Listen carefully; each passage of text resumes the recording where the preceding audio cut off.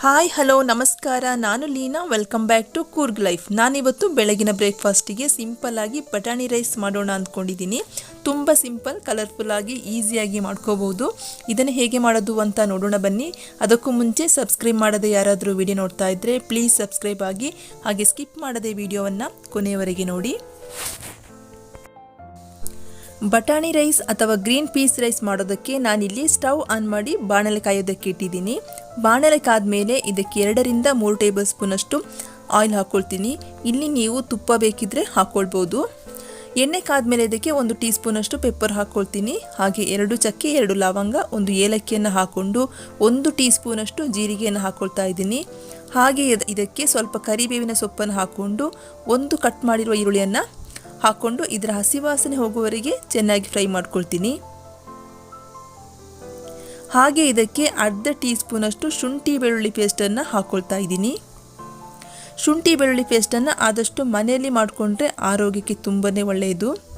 ಇದನ್ನು ಸ್ವಲ್ಪ ಬಾಡಿಸ್ಕೊಂಡು ಇದಕ್ಕೆ ಅರ್ಧ ಟೀ ಸ್ಪೂನಷ್ಟು ಅರಶಿನ ಹಾಗೆ ಮಸಾಲೆ ಪುಡಿಗಳನ್ನು ಹಾಕ್ತಾ ಹೋಗೋಣ. ಖಾರಕ್ಕೆ ನಾನಿಲ್ಲಿ 3/4 ಟೀ ಸ್ಪೂನಷ್ಟು ಚಿಲ್ಲಿ ಪೌಡರನ್ನು ಹಾಕ್ಕೊಳ್ತಾ ಇದ್ದೀನಿ. ಹಾಗೆ ಅರ್ಧ ಟೀ ಸ್ಪೂನಷ್ಟು ಧನಿಯಾ ಪೌಡರ್, ಹಾಗೆ 1/4 ಟೀ ಸ್ಪೂನಷ್ಟು ಗರಂ ಮಸಾಲ ಪೌಡರನ್ನು ಹಾಕ್ಕೊಂಡು ಸ್ವಲ್ಪ ಹೊತ್ತು ಫ್ರೈ ಮಾಡಿಕೊಂಡು ಇದಕ್ಕೆ ಕಟ್ ಮಾಡಿರುವಂಥ 1 ಟೊಮೆಟೊವನ್ನು ಹಾಕ್ಕೊಳ್ತಾ ಇದ್ದೀನಿ. ನಾವಿಲ್ಲಿ ಹಾಕಿರೋ ಟೊಮೆಟೊ ಚೆನ್ನಾಗಿ ಬೆಂದು ಮೆತ್ತಗಾಗಬೇಕು, ಹಾಗೆ ಅದರ ಹಸಿ ವಾಸನೆ ಹೋಗಬೇಕು. ಹಾಗಾಗಿ ಇದಕ್ಕೆ ಸ್ವಲ್ಪ ಉಪ್ಪನ್ನು ಸೇರಿಸಿ ಲಿಡ್ ಕ್ಲೋಸ್ ಮಾಡಿ ಬೇಯೋದಕ್ಕೆ ಬಿಡ್ತೀನಿ. ಇಲ್ಲಿ 2 ನಿಮಿಷಗಳ ನಂತರ ಹಾಕಿರೋ ಟೊಮೆಟೊ ಚೆನ್ನಾಗಿ ಸಾಫ್ಟ್ ಆಗಿದೆ. ಈಗ ಇದಕ್ಕೆ ಬೆಂದಿರೋ ಬಟಾಣಿಯನ್ನು ಹಾಕ್ಕೊಳ್ತಾ ಇದ್ದೀನಿ. ಹಸಿ ಬಟಾಣಿಯನ್ನು ಬೇಕಿದ್ರೆ ಹಾಕ್ಕೊಳ್ಬೋದು, ಆದರೆ ನಾನಿಲ್ಲಿ ಒಣ ಬಟಾಣಿಯನ್ನು ಚೆನ್ನಾಗಿ ನೆನೆಸಿ ಉಪ್ಪನ್ನು ಸೇರಿಸಿ ಕುಕ್ಕರ್ನಲ್ಲಿ 2 ವಿಷಲ್ ಮಾಡಿಕೊಂಡು ಹಾಕ್ಕೊಳ್ತಾ ಇದ್ದೀನಿ. ಈಗ ಇವೆಲ್ಲವನ್ನು ಚೆನ್ನಾಗಿ ಮಿಕ್ಸ್ ಮಾಡಿಕೊಂಡು 1-2 ನಿಮಿಷ ಚೆನ್ನಾಗಿ ಫ್ರೈ ಮಾಡ್ಕೋಬೇಕು. ಹಾಗೆ ಇದಕ್ಕೆ ಅನ್ನವನ್ನು ಹಾಕ್ಕೊಳ್ತಾ ಇದ್ದೀನಿ. ನಾನಿಲ್ಲಿ ಸೋನಾ ಮಸೂರಿ ಅಕ್ಕಿಯಲ್ಲಿ ಅನ್ನ ಮಾಡ್ಕೊಂಡಿದ್ದೀನಿ. ಉದುರಾಗಿದೆ ನೋಡಿ.